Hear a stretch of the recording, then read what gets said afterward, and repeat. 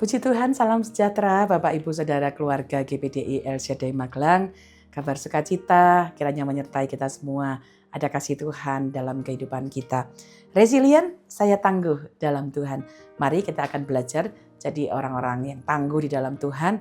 Sama seperti rasul-rasul yang kita akan pelajari dalam kisah para rasul yang ke-8.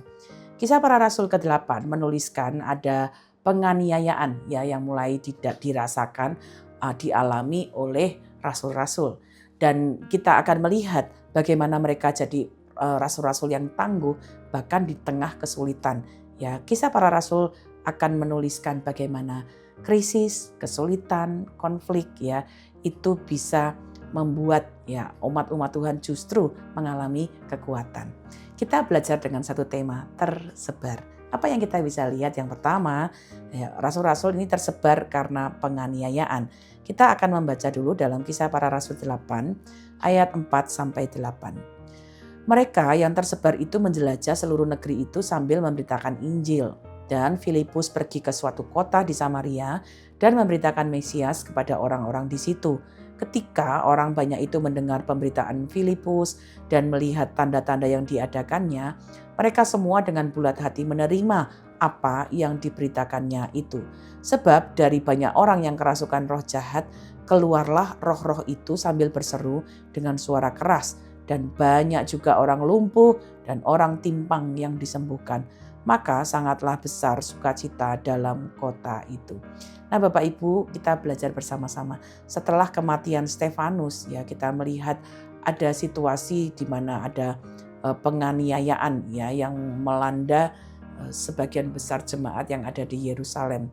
Jemaat itu kemudian dalam penganiayaan justru ada catatan mereka itu tersebar ya, karena penganiayaan itu membuat orang tentunya takut ya, mereka lari ya, dan larinya tuh ke seluruh penjuru. Dan ayat 4 mencatat hal yang menarik ya, karena mereka tersebar tapi sambil memberitakan Injil. Jadi ternyata ada hal-hal yang sangat luar biasa yang kita bisa lihat ya. Bagaimana orang-orang yang berlari, orang-orang yang dalam kesulitan, ya mereka tersebar, mereka berjalan ya, tetapi mereka tetap ada kekuatan, ketangguhan untuk memberitakan Injil ya. Kita lihat bagaimana mereka justru menjadi orang-orang yang menggenapi apa yang dikatakan dalam Kisah 1 ayat 8, pergi dari Yudea ke Samaria, dan Filipus tercatat dia pergi ke Yudea dan pergi juga ke Samaria. Ini bukan kebetulan ya, Yerusalem, Yudea, Samaria dan ke ujung bumi. Jadi itu benar-benar digenapi. Jadi kita lihat kadang-kadang ada kesulitan, ada konflik, ada masa-masa sulit, bahkan penganiayaan itu terjadi, tapi itu justru untuk menggenapi apa yang jadi rencana Allah. Karena kita lihat bagaimana penganiayaan ini membuat Filipus memberitakan Injil, dan justru karena dia memberitakan Injil, tadi kita baca banyak yang disembuhkan, banyak yang dilepaskan dari roh jahat, bahkan kota itu dipenuhi dengan sukacita besar. Kenapa? Ada anak-anak Tuhan yang tersebar karena penganiayaan. Jadi mari coba kita renungkan hari ini, apakah ada situasi yang rasanya seperti penganiayaan? Atau mungkin saya memakai kata kesulitan, masa yang tidak mudah, mungkin situasi kita kehilangan pekerjaan, harus perpindahan tempat, ada konflik, ada kesulitan. Apakah yang kemudian hal ini membawa kita tersebar, Allah memakai ketidaknyamanan itu untuk menempatkan kita melakukan sebuah misi. Ya kalau ada penganiayaan, kesulitan, tentu kita yang pertama kali akan terlintas pertanyaan, mengapa ini terjadi? Itu sesuatu yang wajar. Tetapi kita pun juga bertanya, kita pun juga boleh bertanya, Tuhan, apa yang Engkau mau aku saksikan melalui peristiwa ini?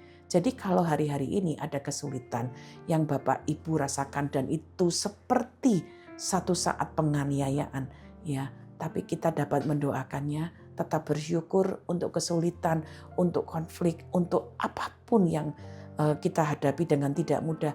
Tapi boleh mendoakan, Tuhan, apa yang Engkau ingin aku saksikan? Kalaupun aku tersebar, biarlah aku dapat menyampaikan kebenaran firman Tuhan dan tetap bersaksi.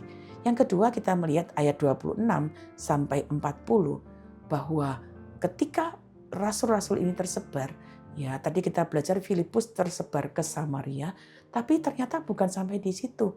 Tersebar itu bisa sampai ke tempat yang tak terduga. Ayat 26 sampai 40 saya bacakan. Kemudian berkatalah seorang malaikat Tuhan kepada Filipus, katanya, bangunlah dan berangkatlah ke seberang selatan menurut jalan yang turun dari Yerusalem ke Gaza. Jalan itu jalan yang sunyi. Lalu berangkatlah Filipus, adalah seorang Etiopia, seorang sida-sida, pembesar dan kepala perbendaharaan Sri Kandake, ratu negeri Etiopia yang pergi ke Yerusalem untuk beribadah. Sekarang orang itu sedang dalam perjalanan pulang dan duduk dalam keretanya sambil membaca kitab Nabi Yesaya. Lalu kata Roh kepada Filipus, pergilah ke situ dan dekatilah kereta itu. Jadi mari kita belajar, ada situasi yang berbeda. Tadi Filipus karena penganiayaan tersebar ke Yudea dan Samaria. Di sana bertemu banyak orang, sukacita, banyak kesembuhan, banyak pemulihan. Tapi setelah itu masih di pasal yang sama ayat 26, kemudian Filipus tersebar justru ke tempat yang tidak terduga, ke jalan yang sangat berbeda, sepi, ya. Tapi di sana ya dia juga justru bertemu dengan satu orang. Tadi di Samaria bertemu dengan banyak orang, tapi kemudian di jalan yang sepi yang menuju ke Gaza, itu jalan yang seharusnya tidak dipakai lagi. Dia bertemu dengan satu orang, ya, yang sedang membaca firman, dan kemudian kita tahu kalau kita baca keseluruhan, dia membaca firman dan dia tidak dapat memahami hal itu. Di situ kemudian Filipus menceritakan firman Tuhan, menjelaskan firman Tuhan kepada sida-sida Etiopia. Sida-sida itu percaya dan dibaptiskan. Jadi ada perbedaan yang sangat kontras keduanya, ya. Dari tempat yang ramai dan tempat yang sepi. Dari orang yang banyak atau orang yang hanya sendirian. Kita bisa belajar Injil itu tersebar kemana saja. Dan Tuhan bisa memakai kita. Baik dapat bertemu dengan banyak orang atau bertemu dengan hanya satu orang. Jadi Roh Kudus masih bekerja, terus bekerja sampai hari ini, ya, membawa kita. Jadi mari kita lihat hari ini ada dua, ya, situasi. Tuhan bisa memakai penganiayaan bahkan untuk menyebarkan Injil. Tapi bahkan Tuhan juga bisa memakai satu orang untuk membawanya ke tempat yang tidak terduga. Jadi mari kita jadi seperti Filipus. Dia tersebar ke tempat yang ramai. Dia memberitakan Injil, banyak orang diberkati. Tapi ketika Tuhan membawa dia tersebar ke tempat yang sepi, jalan yang sunyi, dan hanya bertemu dengan satu orang, di situ pun dia menjadi berkat, menyampaikan berita kebenaran firman Tuhan. Kemana kita sedang disebarkan Tuhan hari-hari ini? Mungkin ke tempat yang ramai, tetap jadilah saksi. Atau mungkin kita sedang bertemu, melayani, ya, hanya satu orang. Di situ pun Injil dapat diberitakan, karena Injil itu akan terus perlu menjadi sesuatu yang didengarkan oleh banyak orang. Jadi kemanapun kita tersebar hari ini, ingatlah baik, sebarkan kabar Injil, sebarkan kabar baik kepada setiap orang yang kita jumpai. Selamat berbagi firman Tuhan, selamat berbagi kabar baik, kabar sukacita. Tuhan Yesus memberkati. Terima kasih Bapak Ibu telah mengikuti Renungan 79. Kiranya kita dapat memperoleh berkat, dibuat tangguh untuk terus jadi pemberita kabar sukacita. Bapak Ibu yang ingin didoakan atau menceritakan kesaksian, baik mujizat kesembuhan, pemulihan, dan lain sebagainya, mari salurkan melalui chat WhatsApp di nomor 081327420088. Tuhan Yesus memberkati. Mari kita berdoa. Bapa, kami mengucap syukur. Filipus memberi pengalaman yang luar biasa. Dimanapun ia tersebar, disebarkan baik oleh aniaya atau ke tempat yang tak terduga. Di sana dia tetap mengingat tugasnya untuk menyebarkan kabar sukacita, kabar keselamatan. Karena itu, dimanapun kami berada hari ini, dalam situasi apapun, terima kasih. Kami mengucap syukur untuk tempat di mana Tuhan taruh kami, tempat di mana kami berada, tempat di mana kami berkomunitas. Jadikan kami berkat, supaya dimanapun kami berada, kami dapat menyampaikan kabar sukacita yang sama. Berkatilah seluruh keluarga GBDI LCD Magelang, dimanapun kami disebarkan, di tempat kerja, di tempat usaha kami, bahkan dalam keluarga kami. Kami terus menyampaikan kabar sukacita.